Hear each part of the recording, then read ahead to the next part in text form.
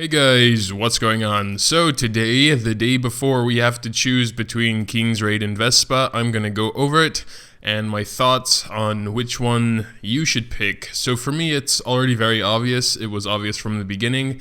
I'm going to be going for Raid because I value everything in here much more than the other stuff. Most specifically, the Stones of Infinity and the loot boosters. I think those two things alone kind of make that choice obvious for me. However, of course, your situation may be different and you would rather go for Kings or Vespa. Kings is seen as sort of the early to mid game sort of best package here. Because you get 2 T1 hero tickets that can significantly boost your progress. I mean, it takes a long time at the beginning to start getting T1 heroes, so being able to choose 2 straight away on day 1 and day 2 would be massive, as well as 500 of each fragment over here on day 2. A lot of gold. You can get decently far with that. There is also a hero ticket on Raid, but it's only a 3-star ticket, so for earlier game players, it's not going to help as much. There is also 250 of each fragment on day 2 and 80 of each essence on day 3, along with 10 Stones of Infinity. So you could actually get a couple T1 heroes with that, with just the essence and the fragments, instead of using tickets on them. But of course, with Kings, you can get the T1 hero tickets without spending your fragments and then get one or the other to T2, etc, etc. So basically, Kings is for the early to mid, Raid is for the mid to end game, and Vespa is actually just for end game pretty much because of the random unique weapons. Most of the arguments I've seen from people choosing Vespa is that all the stuff in Kings and Raid are farmable. And while that is technically true, the amount of farming required for 10 Stones of Infinity, 80 of each essence, 250 of each fragments, 10 loot boosters, I guess those aren't really farmable because you do just have to straight buy those. That's a value of 5,000 rubies there, and loot boosters are one of the best items ever. I don't really understand their argument there. So over on Vespa, basically in exchange for all the stuff, you're getting 3 random unique weapons.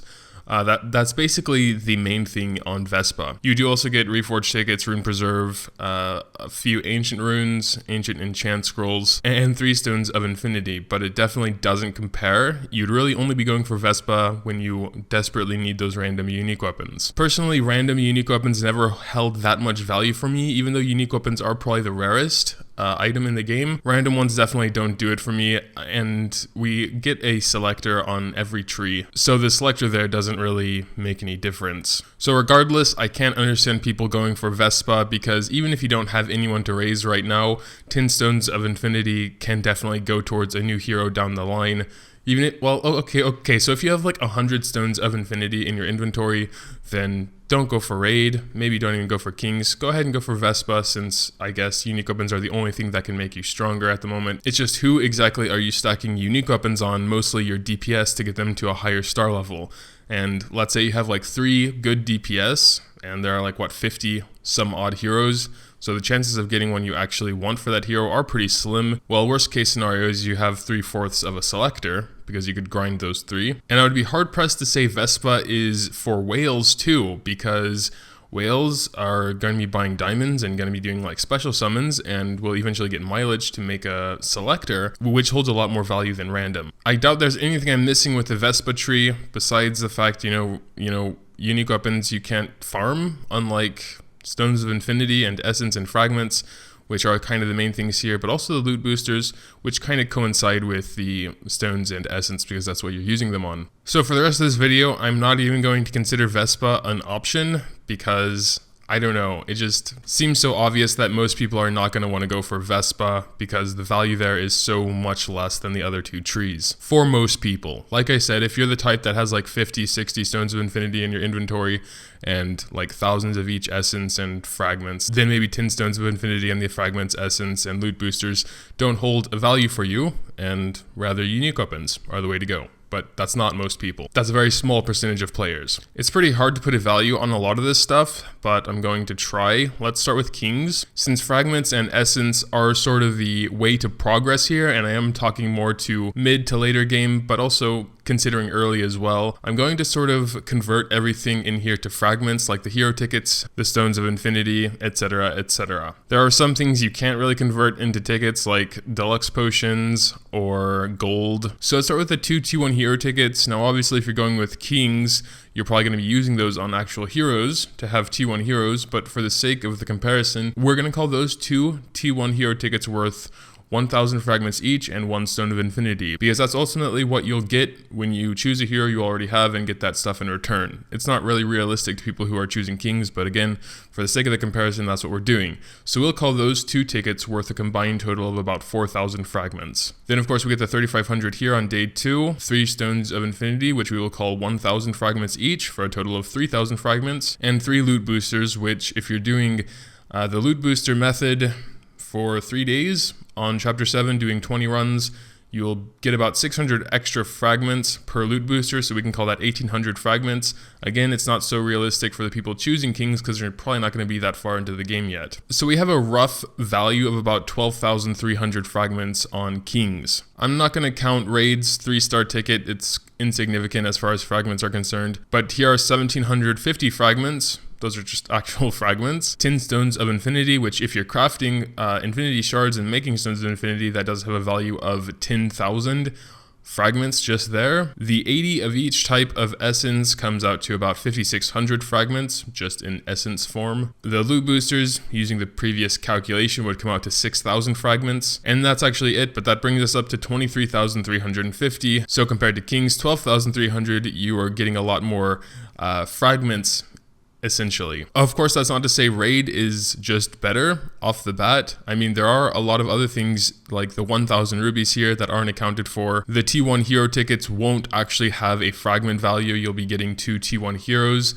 most likely. Kings is more for the people that are in their first week or maybe first 2 weeks of playing and they don't have many T1 heroes yet. This will really help them get on their way. Even the deluxe potions and the extra large potions may help a little bit.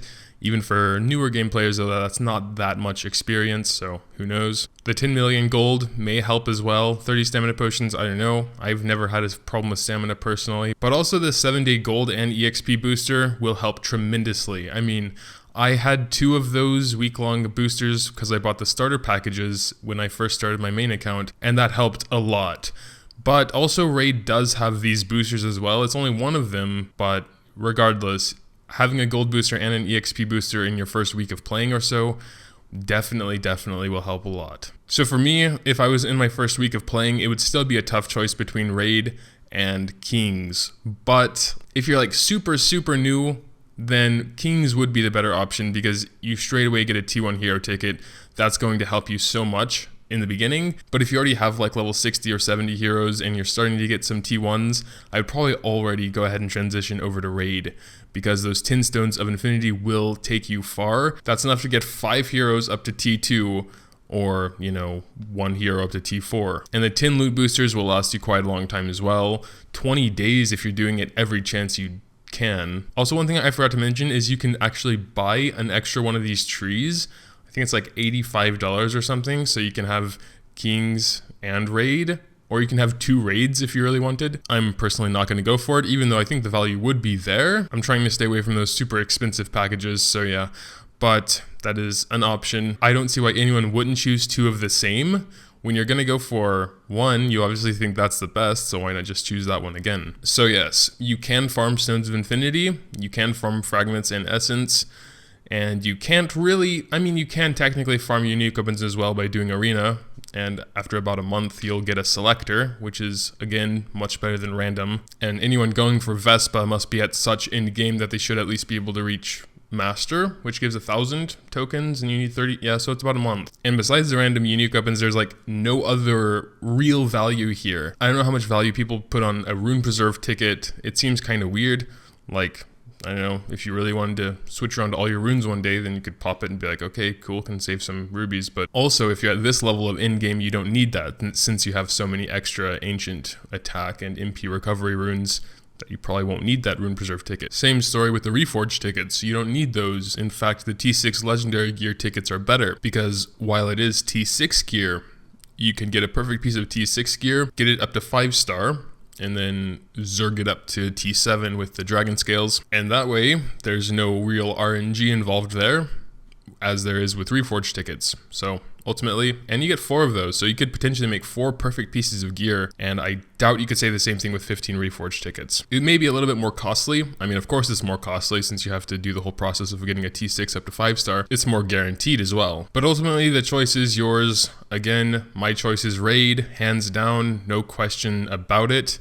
If you're like in your first week of playing, Kings would probably be the better one to go for because of the T1 hero tickets. But if you already have like 2 T1s or more, then I would already go for Raid. And that's my thoughts on it. Hopefully that helped you make a decision. Tell me what you think. Which one are you going for? Also, the ones going for Vespa, can you justify that any better than because this stuff is farmable? Like I said, the only reason I can see anyone going for Vespa is that they have like way too much of this stuff that they could raise like the next 6 heroes straight to T5, because just the Essence Fragment, Stones of Infinity, and the Loot Booster alone, that just holds so much value for most people, I think. So, I don't know, it's kind of weird to trade all of that in for 3 random unique weapons. I don't really understand, so again, if someone's going for Vespa, like wholeheartedly, as hard as I'm going for Raid, then tell me why, besides the fact that it's farmable, because in a sense, like I said, selectable unique weapons are also farmable. But yeah, that'll do it. Also, if you did happen to enjoy, a like would be greatly appreciated. Thanks,